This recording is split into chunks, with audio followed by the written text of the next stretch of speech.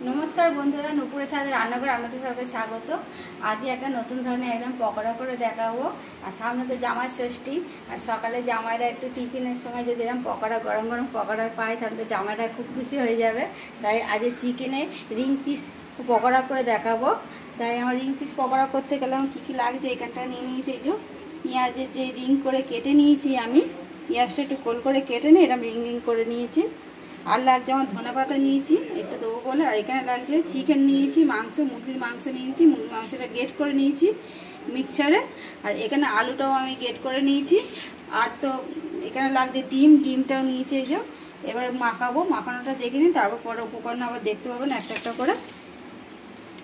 আমি যেখানে আলুটা গ্রেট করে নিয়েছি আগে আলুটাকে মাখিয়ে নেবো একটুখানি। যেই মাংসটাও নিয়েছি সেই মাংসটা এর উপর দিয়ে দিচ্ছি, সবটা মাংসটা দিয়ে দিচ্ছি। এতে এই ধনেপাতাটা যেটা নিয়েছি কুচিয়ে নিয়েছি ধনেপাতাটা সেটাও দিয়ে দিচ্ছি। আর আমার প্রচণ্ড গরম পড়েছে, তা আমার বাগানে আমার যেতে গেলে অনেকটা দূরে বাগানে আমার ভিডিও করতে যেতে হয়। তাই প্রচণ্ড গরম পড়েছে, বাগানে যেতে পারছি না, তাই এই ঘরেই করছি ভিডিওটা। এবার দিয়ে দেবো, ধনেপাতাটা ধোয়া হয়ে গেছে। এবার নুন দিয়ে দেবো স্বাদ মতো, নুন দিয়ে দিচ্ছি স্বাদ মতো। একটু সামান্য হলুদ গুঁড়ো দিয়ে দিচ্ছি অল্প করে। এখানে নিচে চিকেন মশলা নিয়েছি, একটু চিকেন মশলা দিয়ে দিচ্ছি। একটু সামান্য গরম মশলা দিয়ে দিচ্ছি।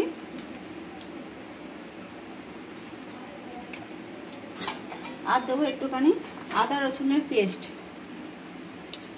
এই যে আদা রসুনের পেস্ট নিয়েছি দিয়ে দিচ্ছি। আদাটা একটু কম আছে, রসুনটা একটু বেশি আছে এর মধ্যে বাটা। 2 চামচের মতন দিয়ে দিচ্ছি আদা রসুনের পেস্টটা। আর দেবো একটু চিলি ফ্লেক্স দেবো এতে ঝালের জন্য। আপনারা চাইলে কাঁচা লঙ্কাও কুচিয়ে দিতে পারেন, আমি এখানে চিলি ফ্লেক্সটা দিচ্ছি। চিলি ফ্লেক্সটা দিয়েছি। আর দেবো একটুখানি গোলমরিচ গুঁড়ো।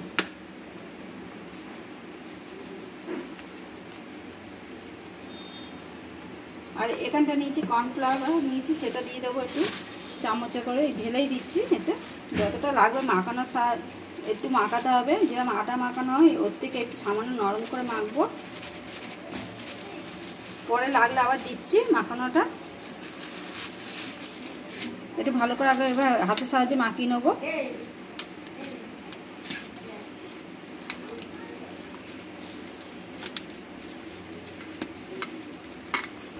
আমার মাখানোটা রেডি হয়ে গেছে। দেখুন মাখানোটা কত সুন্দর হয়েছে। এই যে যেরকমভাবে মাখাতে হবে, দেখেছেন তো, খুব শক্ত না খুব নরমও না, এভাবে মাখাতে হবে, তাহলে এই চপটা ভালো হবে খেতে পকোড়াটা।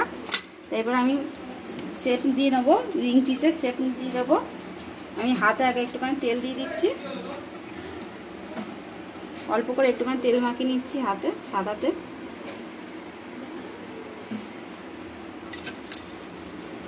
দু হাতে আমি তেল দিয়ে দিয়েছি। দিয়ে এবার একটু করে লেচি নিয়ে নেবো বড় করে একটুখানি। এই যে এরকম করে নিয়ে নিয়েছি লেচিটা, এই এরকম সাইজে নিতে হবে লেচিটা। এবার হাতের সাহায্যে তেলুতে এরকম দিয়ে এরকম হাতটা এরকম করে নিতে হবে। নিয়ে আর একটা বাটির মধ্যে একটুখানি ময়দা দিয়ে দিতে হবে নিচে, যেন না নিচে না লেগে না ধরে জিনিসটা, সেরকমভাবে দিতে হবে। এই যে এটা বসিয়ে দিলাম। এবার এই যে রিং পিসটা আছে সেই রিং পিসটা নিয়ে নিয়েছি একটা করে। এই রিং পিসটা এর উপর দিয়ে বসিয়ে দিচ্ছি। এই যে এবার দিয়ে বসিয়ে দিলাম। আবার একটা রকম লেচি কেটে নেবো গোল মতন। এই যে হাতের সাথে করে নিয়েছি। আবার হাতে তেলের ওপরে দিয়ে চ্যাপটা করে নিচ্ছি রুটির মতন। এই যে করে নিলাম এটা। নিয়ে এবার এরপর দিয়ে বসিয়ে দিচ্ছি।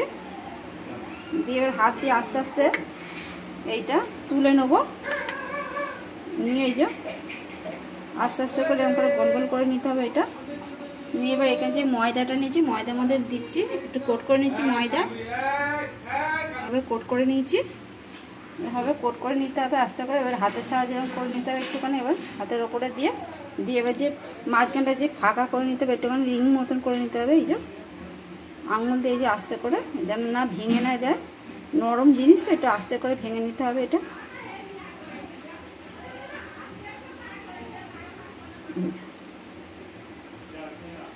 এরকমভাবে সবকটা আমি করে নেবো, নিয়ে তারপরে দেখাচ্ছি।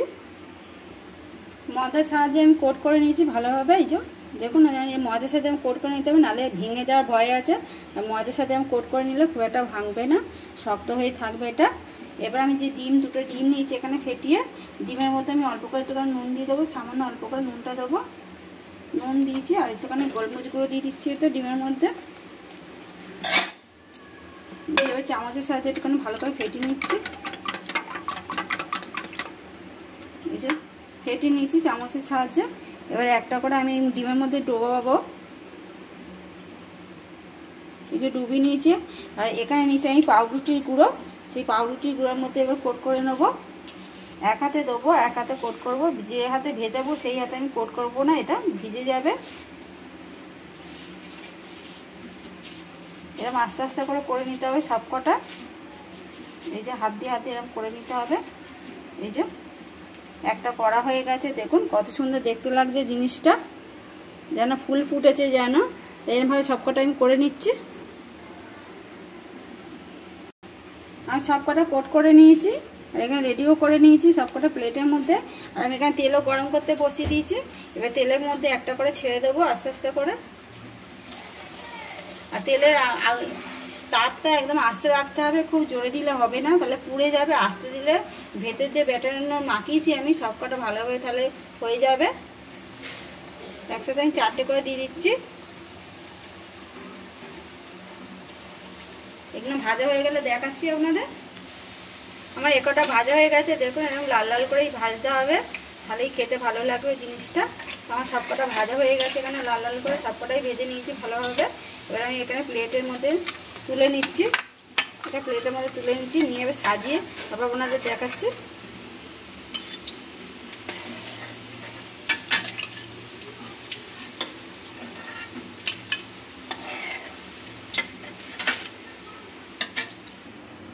আমি তো এখানে প্লেটে সাজিয়ে নিয়েছি, আর কত খাস্তা হয়েছে দেখুন জিনিসটা, পকোড়াটা। এই দেখুন, এই দেখুন খুন্তির সাহায্যে দেখেছেন কতটা আওয়াজ হচ্ছে, তার মানে কতটা একদম পুরো খাস্তা হয়েছে খেতে। এটা দেখেই তো মনে হচ্ছে কেমন কত সুন্দর হয়েছে দেখতে, তার মানে খেতেও ভালো হবে জিনিসটা। আর এখন এই আমার 3 পিস পকোড়াটা যদি আপনাদের ভালো লাগে চিকেনে, তো অবশ্যই কমেন্ট করে জানাবেন। আর সাজানোটা কেমন হয়েছে অবশ্যই কমেন্ট করে জানাবেন, দুটোই কমেন্ট করে জানাবেন। আর ভালো লাগলে লাইক শেয়ার করে দেবেন। এরা নতুন নতুন রেসিপি থেকে আমি চ্যানেলটি সাবস্ক্রাইব করে পাশে থাকা বেল আইকনটি প্রেস করে দেবেন। আবার নতুন রেসিপি নিয়ে পরের ভিডিওতে দেখা হবে।